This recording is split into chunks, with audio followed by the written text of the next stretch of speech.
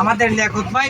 আমি ওনার কাছে জানতে চাইবো, আপনার কাছে কি জাদুর কাঠি আছে? আপনি যেখানে যান ওখানে হাজারো এবং লক্ষাধিক মানুষের সমাগম ঘটে কেমনে? এটার একটা কারণ আছে।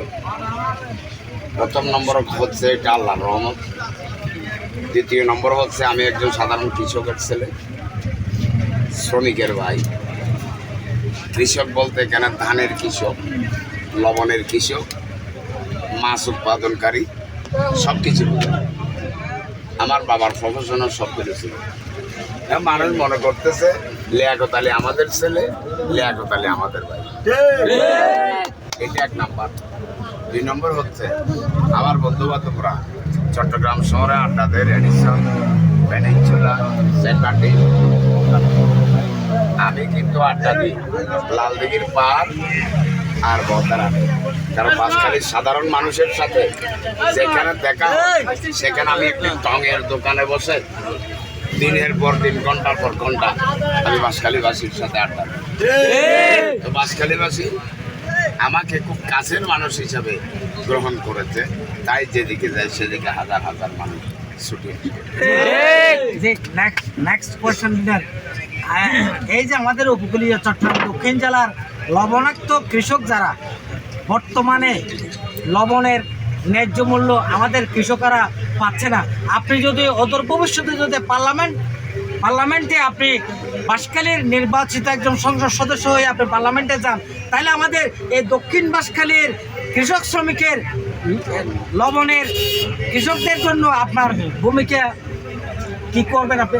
আমার কথা পরিষ্কার, লবণ চাষি মন যদি 200 টাকা পায়, কেজি হয় 5 টাকা। যে লবণ উৎপাদন করতেছে সে 5 টাকা, আর আবার যে লবণ কিনে খাচ্ছে সে 40 টাকা খাচ্ছে। মাঝখানে 35 টাকা মধ্যস্বত্বভোগীরা খেয়ে ফেলতেছে। মধ্যস্বত্বভোগী এরা কারা কারা? আমি এগুলো পার্লামেন্টে আমি এটা পার্লামেন্টে যৌক্তিকভাবে উপস্থাপন করবো। আর এই যে লবণের পারমিট, 10,000 মেট্রিক টনের পারমিট নিয়ে 1 লাখ মেট্রিক টন আনতেছে কিনা, এটা পার্লামেন্টারি মনিটরিং সেল গঠন হয় মতো আমি পার্লামেন্টে দাবি উত্থাপন করবো। বিভিন্ন কৌশলে যাচ্ছে বিভিন্ন প্রার্থীরা, আর এই বাঁশখালীতে কিছু অনেক ত্যাগীরাও কিন্তু যাচ্ছে, আবার প্রভাবশালীরও ভোটারদের তার প্রান্তে যাচ্ছে। আপনার কিভাবে আপনি যাচ্ছেন? আমি আসলে কোনো কৌশলী মানুষ না, আমার বুদ্ধি শুদ্ধি কিছু নাই।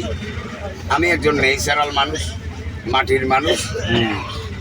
আমি একজন সাধারণ পরিবারের ছেলে, সাধারণ মানুষের সাথে মিলেমিশে থাকি।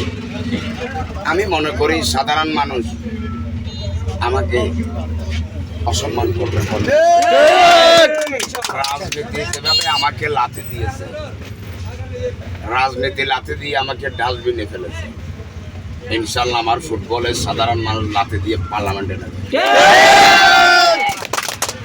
আপনাকে সিএনএন বাংলা টেলিভিশনের পক্ষ থেকে অসংখ্য ধন্যবাদ। সিএনএন বাংলা এবং সিএনএন বাংলার দর্শক শ্রোতাদেরকে আমার ব্যক্তিগত